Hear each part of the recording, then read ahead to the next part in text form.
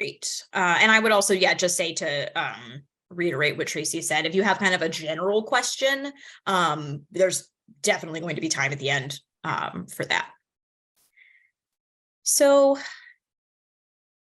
I'm sure we kind of all know this, but a good way to start with ambiguous loss is having a universal shared definition of ambiguous. So that's either doubtful or uncertain, especially from obscurity or indistinctness. So that means sort of you're not sure what something is. They use the example here, eyes of an ambiguous color. And the alternate meaning is capable of being understood in two or more possible senses or ways. An ambiguous smile, an ambiguous term, deliberately ambiguous reply. I think kind of for our purposes, the second definition is probably kind of what more is going to be what is going to guide us. But really what an ambiguous loss is any kind of loss, an unclear loss with no documentation of permanence of the loss. An ambiguous loss doesn't have the trappings that let us know our loss and grief are valid. It's a permanent moment. I want to put putting it on. Hi, excuse me, please mute yourself until Betsy asks for questions, because we're just hearing background noise. Thank you. And so what we mean by this, an unclear loss, is a loss that does not have kind of the rituals or social cues associated with it that something like a death does. So, when somebody dies, we have a lot of rituals and traditions that we can turn to, certainly as Jewish people, but also, every culture has, lots of rites, lots of traditional things that they do to mark somebody's death. Same goes for, a birth or marriage or graduation. These are all kind of transitions. Sometimes they're positive, but, also with negative, where we have kind of socially accepted ways of speaking about it. But an ambiguous loss is one where we don't have that. And I think the Pauline Boss, who is the therapist who coined this term and who wrote a fantastic book called The Myth of Closure about ambiguous loss, and she speaks. I'll talk a lot more about the book and kind of how she's changed it in the years since the pandemic as well. A lot of her early work was around helping people who had family members who had disappeared, which is sort of like the probably most obvious example of an ambiguous loss, because, for all intents and purposes, that this person is gone from your life, but, there's no body, there's no kind of clear indication that they're living or dead. So how do you live with that ambiguity? How do you live, move on and make meaning from that when there is really no community, that the community at large may kind of not know, how to deal with that. And I'll give some more examples, but this is where I kind of want to open it up to you, and if anyone can share an ambiguous loss, or something you would see as an ambiguous loss in your own life.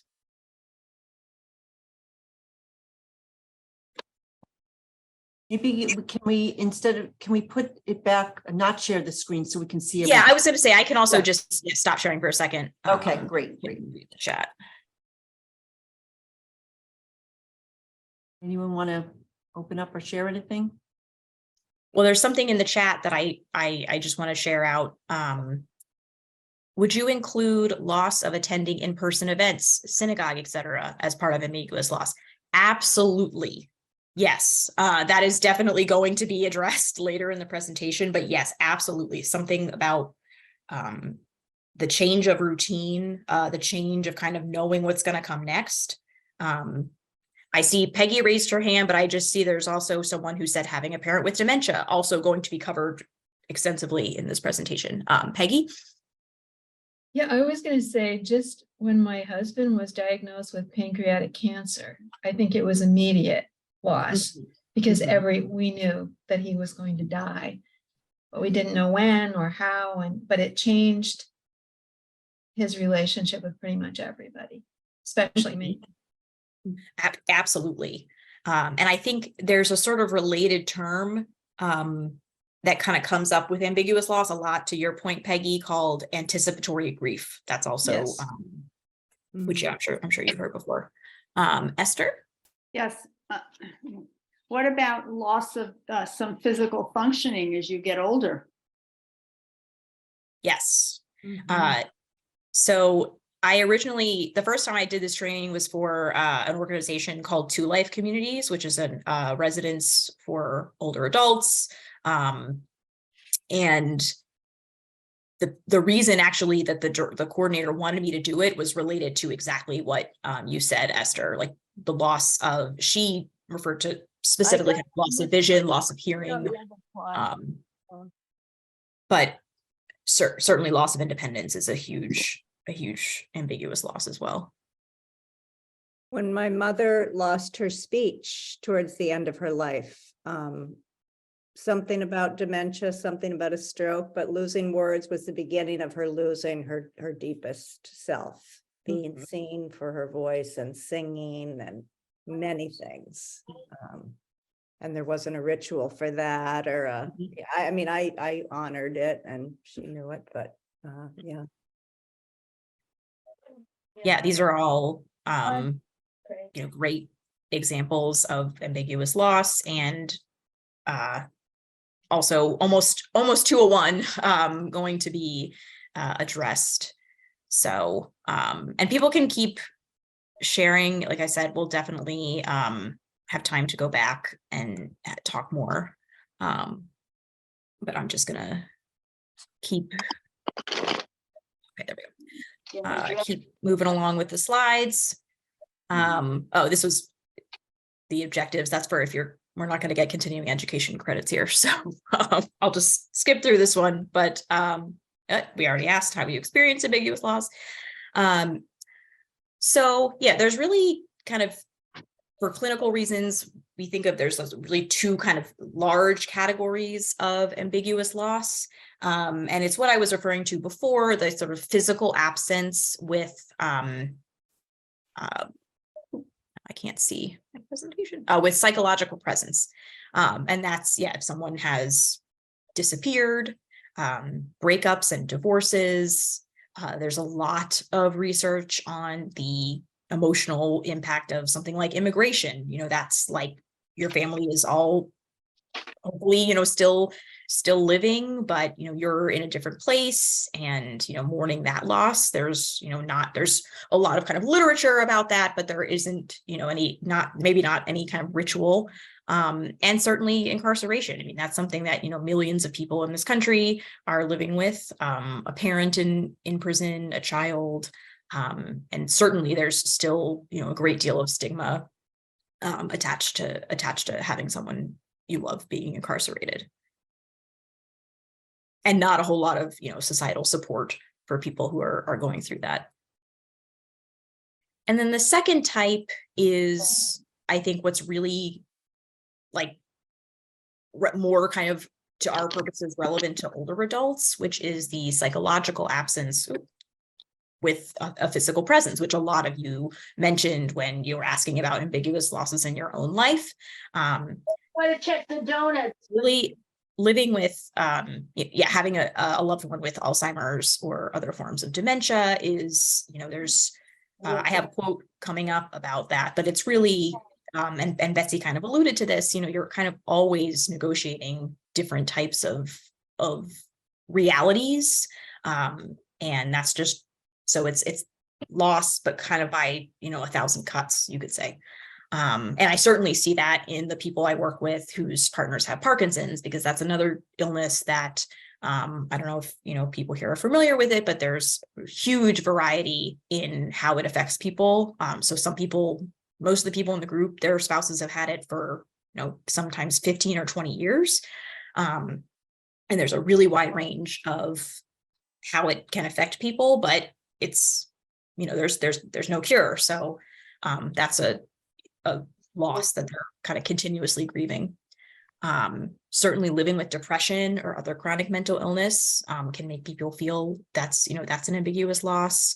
Drug or alcohol addiction, traumatic brain injury can all, fundamentally change the way a person relates to the world. And that's the kind of grief that they have, that their loved ones have, we just really don't have a lot of ways to sort of recognize as a society. And I really wanted to include, I read a really, really fantastic paper that was a case study of someone who was a caregiver for their mother who had dementia. And I just liked this quote a lot, and it kind of goes with what some people have shared and put in the chat. Caregiving for people with dementia results in nearly double the amount of losses as caregiving for those with a disease other than dementia. Each loss requires the caregiver to adapt to an ever-changing new. And I think that's, certainly as this quote says, there's key, very stark differences with dementia or memory loss, but, the sort of constant feeling of negotiating is something that I think occurs in a lot of kind of big cases of ambiguous loss. And I also just wanted to, I did a presentation sort of kind of related to ambiguous loss. It was the subject was coping with loss more generally. And the person I was working with at this organization told me that she did not want it to be all about the pandemic. And I said, okay, sure. Like I totally understand that.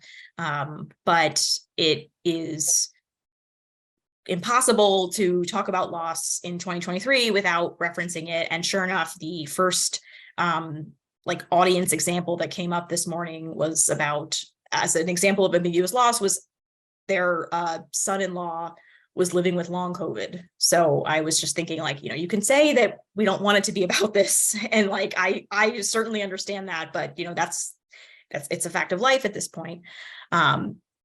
So to the person who said, is not being able to attend synagogue in person, is that an ambiguous loss?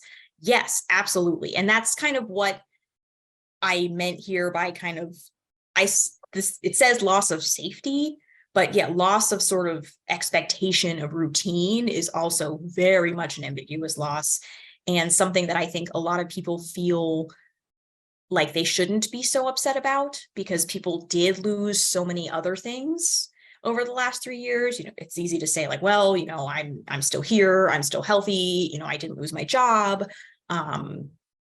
But yeah, just not being able to do the things that you thought you would do. I mean, I didn't bring my son to a grocery store until he was 2. So that's definitely a loss, mourning sort of the village I thought I would have, having a child, having a baby in this time. And I also wanted to, this has also kind of come up in other presentations I've done, is, estrangement. That's a really, really difficult thing that seems to sort of be becoming kind of more prevalent, or, more people are kind of talking about it. And in the most recent, so I'm not sure, I think the myth of closure came out in around 2008 or so, but there's an updated version from 2021, which addresses the beginning of the pandemic and the events of 2020 generally. And there's a lot in there about racial injustice being a form of ambiguous loss, specifically for people of color, because we as a country have really not really reckoned with our history of racism. And so people are experiencing discrimination, experiencing racism, but there's a unwillingness to sort of see that for what it is and make any kind of amends. Certainly we're seeing people that don't even want anything taught about it in schools. There's even, I didn't put that here, but there's people associate ambiguous loss with climate change, with things changing permanently in a way that, we can't stop. And then as other people have brought up, a huge, bringing it back to sort of older adults specifically, loss of limb, loss of body part, loss of vision, loss of hearing, is certainly something that is really, really hard for anybody, but particularly, older adults, because as other people have said, it's a completely new way of living, and it impacts the things that you're able to do and enjoy. And it's really, really difficult for people to process that loss. And it's not necessarily seen as something to be grieved over, but it very much is.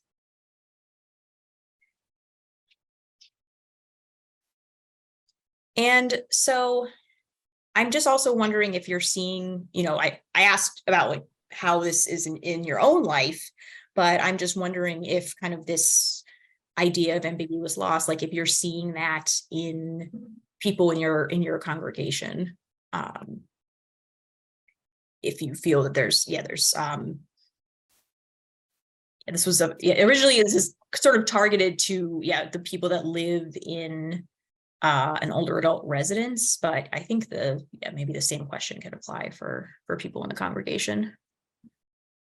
I'll stop sharing so I can see the chat.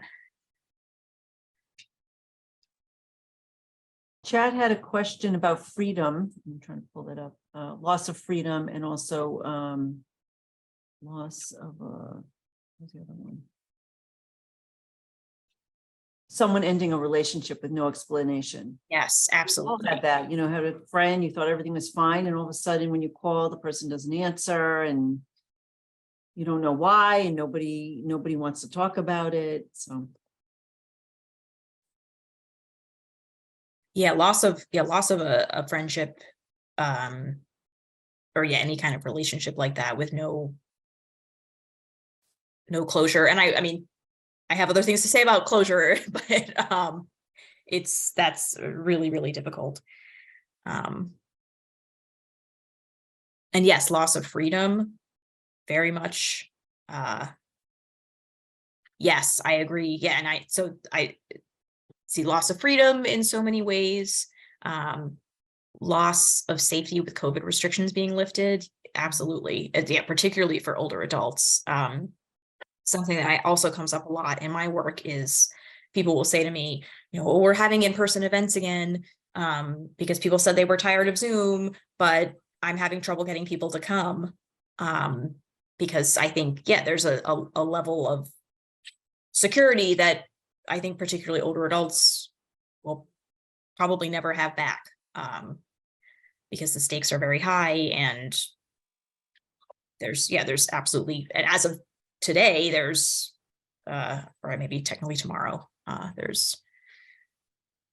getting emails that there's as someone whose child was in the NICU, it is very alarming to me that there's going to be no more masks, but that's another topic. About loss in our congregation, there's someone like me who's taking care of her mother at home, and her mother's 94, and she's very anxious about her getting exposed to COVID. So she really restricts her own life. Mm-hmm. She started going back to our temple, but with a mask, and she leaves right away. She doesn't stay for socializing afterwards. Mm-hmm. But I can see how restricted her life is. So that's a loss. But Absolutely.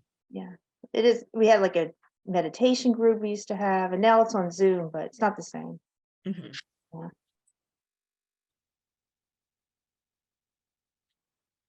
All right, so I'm going to just bring my slides back. Okay. Just close this out. Okay. And again, I really I think The Myth of Closure is a really, really great resource. It's written in very accessible language. It's not overly clinical. It's really not it's meant kind of for a general audience. It's not meant for just therapists or practitioners. But I really liked this quote. Whether such personal losses are physical or psychological, the confusion about what we have lost and who we are now is disturbing. Something about us has disappeared and we know it. This requires some grieving, ideally not alone. And so with that, I kind of wanted to transition into some, I guess you could say, tips. And I'm sorry, I didn't, I meant congregants, it says residents here, but people who are in your community who are going through this is, I guess I wasn't super consistent with everything I changed, but I think something that is really helpful, and now I've done this presentation a couple times, is that this concept is something that is not, I don't think it's real in this terminology, is not really widely known, but every time I introduce the concept, people instantly know what it means and find it really kind of validating that something like this exists. And I think, again, sort of since in this, I don't want to say post, but since the onset of the pandemic, I think the concept makes a lot more sense to people because we've all experienced this kind of loss to some degree. And so helping people label and give a name to what they're feeling, I think can be a really big relief to people. And I don't mean that you have to say, oh, what you're going through is ambiguous loss, or disenfranchised grief. There's some other similar terms, but just allowing people to sort of feel what they feel and not force any kind of say like, oh, either saying it's not as bad as you think, or alternatively, if people are kind of downplaying the extent of their loss and kind of wondering why they're feeling so sad about something that may seem trivial to somebody else, validating that too and saying like, no, that's like, you should be sad about that, or like that totally makes sense. I think is really, really, really helpful. And I think just based on some of what you've said and and everyone's comments have been wonderful and really, really thought-provoking. But also something that comes up a lot in the bereavement groups is we do kind of have an expectation, and I kind of go into this in the second point, but we have expectations that people will kind of move on from losses generally in a very neat and tidy way. People may be familiar with the 5 stages of grief, but that's not how a lot of people process loss. So even just being kind of a sympathetic ear for people that are still, as people mentioned, their world is forced to be very small. That's like a lot of people kind of don't want to hear about those things or they just think that means someone is, in dire need of help or is, really depressed, when that's really not the case. But being accepting of people who are still processing their losses is a gift that you can give somebody. And Betsy, how does this physically affect us? Because if, God forbid, someone passes away, if a parent passes away, let's say, and you get that call and you hear or that your parent was sick.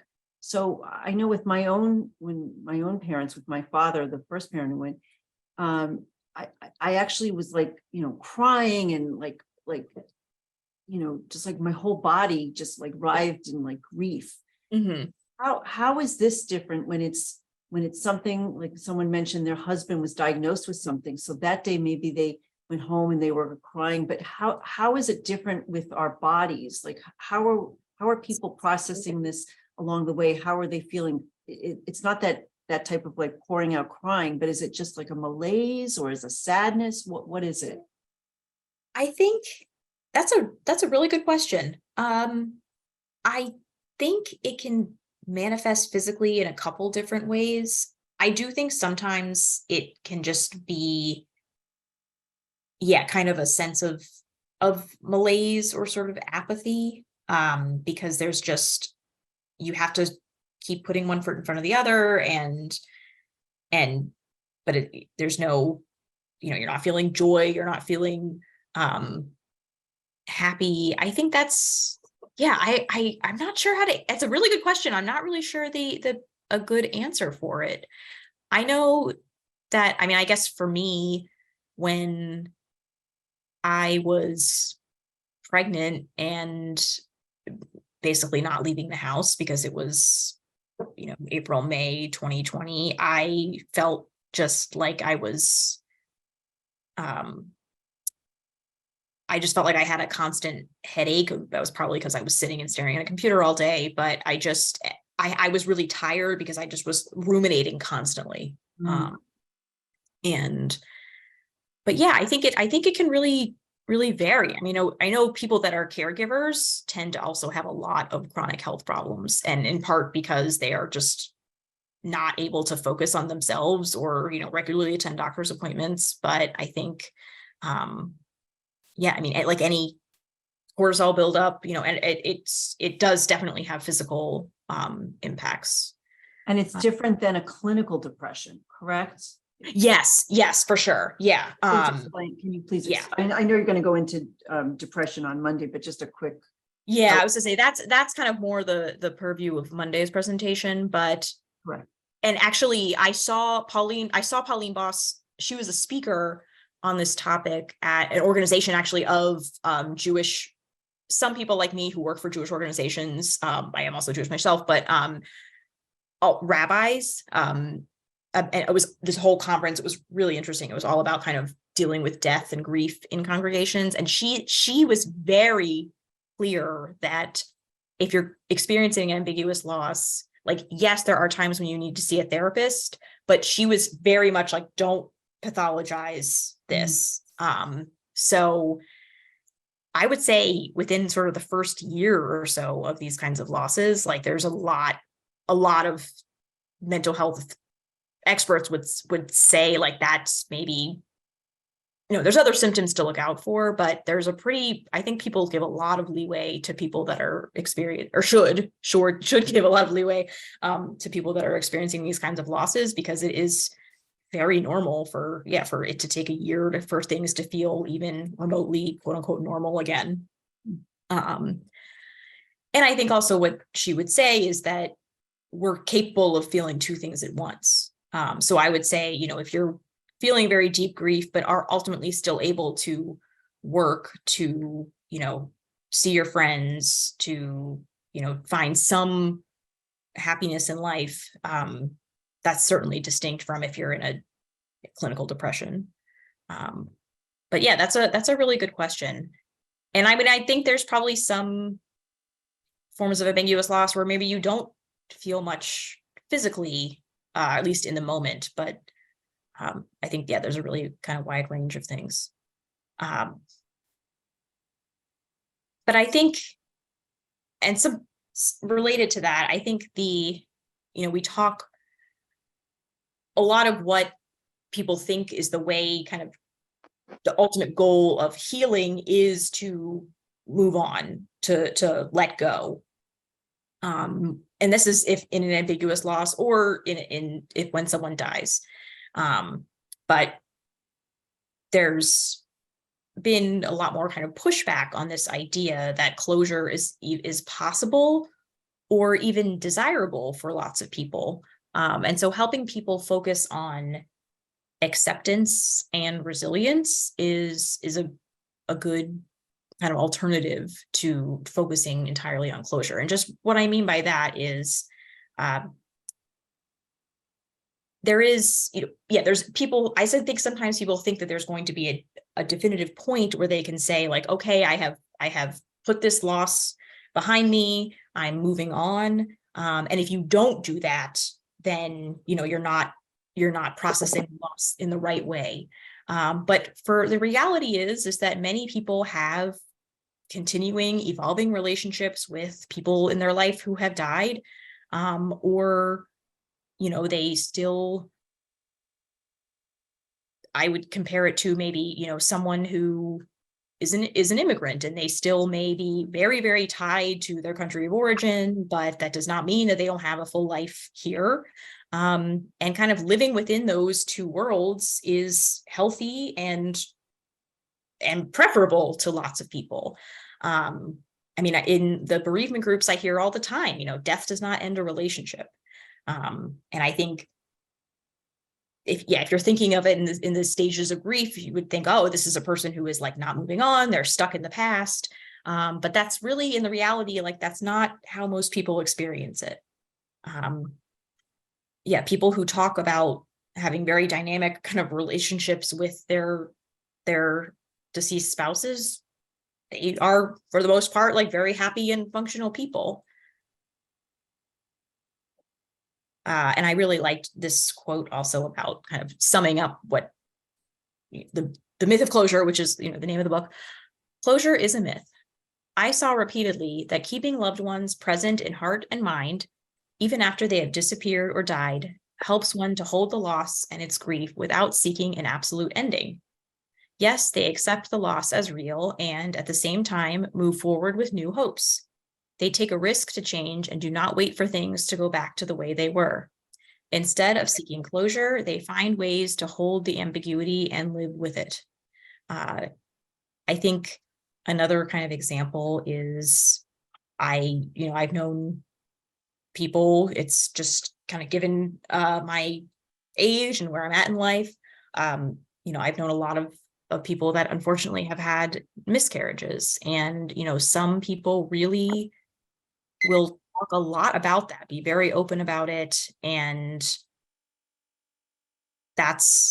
it's not just that they're kind of harping on something. And this, even if they do go on to have another, get pregnant again, have a baby, and it's just a way of processing the loss, not denying. They're not in denial. They're not, they're focused entirely on the the family that they have, but it's just a way of saying, like, this pregnancy mattered to me, this is what happened, and I'm not going to just bury it deep. So there's lots of ways that people kind of hold that ambiguity in their life. And I also just wanted to talk a little bit about the term resilience. I often associate this with children, the saying, like, even if traumatic things happen to children, they're resilient, which is very much true. But I tended to think of it as resilience of being like, you get knocked down and then you just get right back up again, but like with grace and, with like nothing gets you down. And I thought, like, that's not, most people, like, it's hard to get back up after a setback, but resilience is really, it's just the ability to kind of keep going and put one foot in front of the other in the face of loss or a setback. It's not anything about how put together you are when you're doing that. And I just have again here, I think actually I don't think this is my last quote from Pauline Boss, but I do like this quote about resilience, which I don't have it actually. I don't believe I have it in this presentation, but I have it.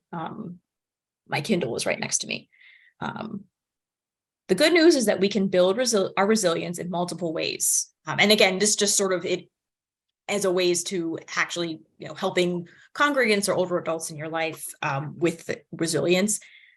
We can build our resilience in multiple ways. For example, we can build resilience by managing the daily hassles of everyday life, getting the kids fed, getting ourselves to work, getting the bills paid, putting food on the table, and keeping things organized. There is also the occasional crisis, which, if it doesn't harm us, can strengthen us. The point is that we can increase our resilience for managing stress by grappling with the problems of everyday life. So literally just, continuing to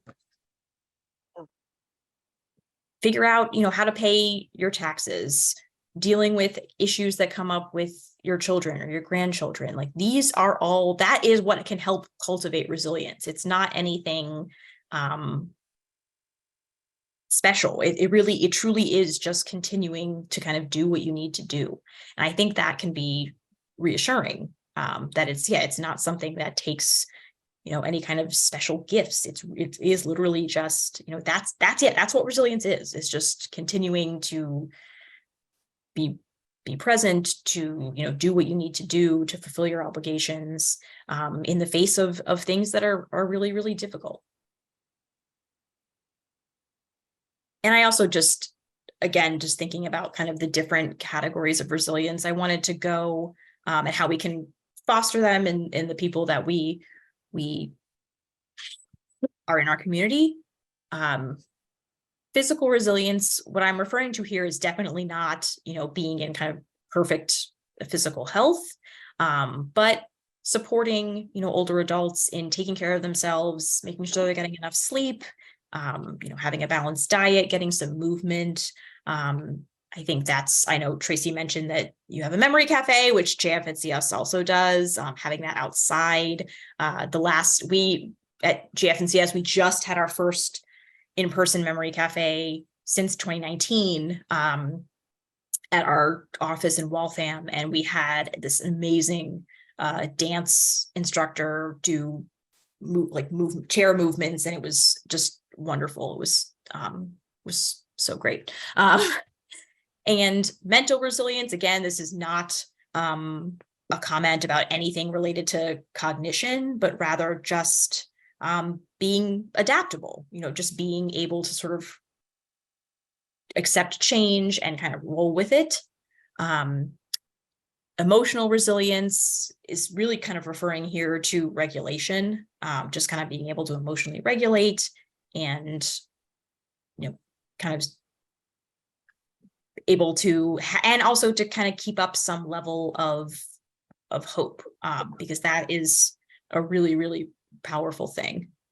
And social resilience is, groups like this, just communities, trying to have some people in your life maybe that are not family, having friendships with peers is a huge factor in resilience, particularly for older adults. Having relationships that are not, and I think this is much, much easier said than done. I mean, so much of my work is related to isolation among older adults, but having relationships in your life that are not sort of dependent on care is a really, really, really crucial for dealing with just life in general, but particularly in the face of a lot of loss. And so my last 2 points are to celebrate what remains, what people can do, but being open to new kinds of relationships and new ways of looking at life. I know something that I talk about a lot is, as community members who care, knowing that a lot of people ask me a lot. I think the kind of most common question I get, or something that comes up, it definitely is a frequent conversation among the staff at Jewish Family and Children's Service, is so many people have, and everyone always uses the same word, deteriorated over the course of the pandemic, the last 3 years. And we can't change that. We can't turn back time.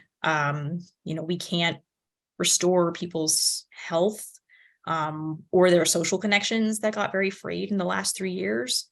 But the beauty of a framework like ambiguous loss is that you can hold those two things to be true. You can say, there's a lot of things are never going to be the same again, but there are new opportunities. So for example, in one of my groups, she has a home in Massachusetts as well, but she regularly joins us from Florida. And that's, Zoom, as annoying as it can be, has kind of given us a lot of opportunities to connect with people who you never would be able to connect with otherwise. Honestly, as a parent of a young child, working from home has been wonderful for me. It has allowed me to have so much more time with him than I ever otherwise would. And of course, I wish the pandemic never happened, but that's the reality, is that this has given me this really great thing. And I think just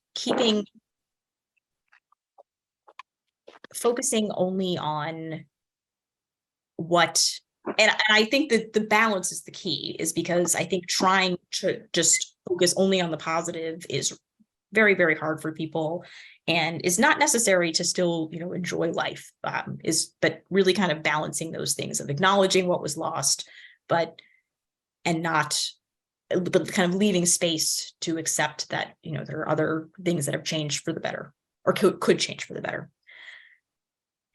And again, as I was saying, we all have to be kind of aware of what our capabilities are, for, caring for people in our community. And as Tracy sort of alluded to, there's I'm doing a whole other presentation about depression in older adults, but there may be a time when we realize that, somebody in our community, in the congregation, or someone that it's not just kind of quote unquote regular mourning or grief, and it is maybe they do need additional help. Of course, it is much easier said than done to find a therapist, but I wanted to also just share some resources that we have at Jewish Family and Children's Service that are definitely available to you, and you could refer people to the synagogue from there to there. And I'll get to that. That's at the end of the slides, but just some kind of reminders. Again, grief and healing are not linear.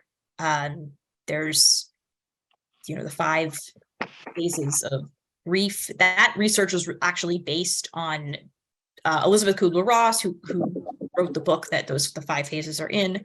Her research was actually based on people that were actively dying themselves, but it's been kind of extended to be including people who are mourning. So those are 2 different things, but even she had said, there's a lot of people don't relate to the 5 phases. You can feel a lot more than 5 emotions when someone you love has died, or you're dealing with a loss. And so, yeah, healing is not linear. There's no right way to do it. There's no typical loss. Every loss is different. Something I also found in my research that just really resonated with me is the illness is not the person. I think particularly in dealing with something like dementia, that's really, really important to think about. Or even just any sort of illness that requires a lot of caregiving and support. The illness is not the person, and the present does not override the past. And so if it's okay if you look back to the past and that feels like it was better to you, that's okay. And so here's some kind of indications that maybe someone needs a little bit more support than you're able to provide. As I said, if people are really clearly not kind of able to carry on or do things that they enjoyed or really live their life, have their quality of life still feels like it's pretty bad, I would say, after a year or more after the loss, that's definitely something that should be looked into further. If they focus really intensely on the loss, or alternatively are very avoidant of it, and go out of their way to kind of avoid talking about it, that's another red flag. Isolating or withdrawing from others. Again, I mean, that's kind of always a signal that something may be going on. And of course, if they, talk about harming themselves or others, I mean, that's probably an immediate call to authorities or a doctor or someone who can handle kind of that level of crisis. And I can definitely share the slides with Tracy, who can share them with you. But these are just some of the resources that we have at JF and CS. I would say CJP Senior Direct is sort of the best general number to have, because that's then like basically anything that's going on with an older adult, you could be referred to someone who can kind of take on the case. And I think they do kind of evaluate based on a sliding scale, because there are some programs that we have that definitely require a fee, but I think if you call CJP Senior Direct, they can maybe refer out to other services if that's not possible. We also have a really great resource called Mental Health Connect, which, as the title implies, can help people find more long-term mental health support and therapy. So that's not, Mental Health Connect is not a crisis line. It's for actually finding kind of ongoing support. 988 is a crisis line. That's not JFNCS. That's a national line.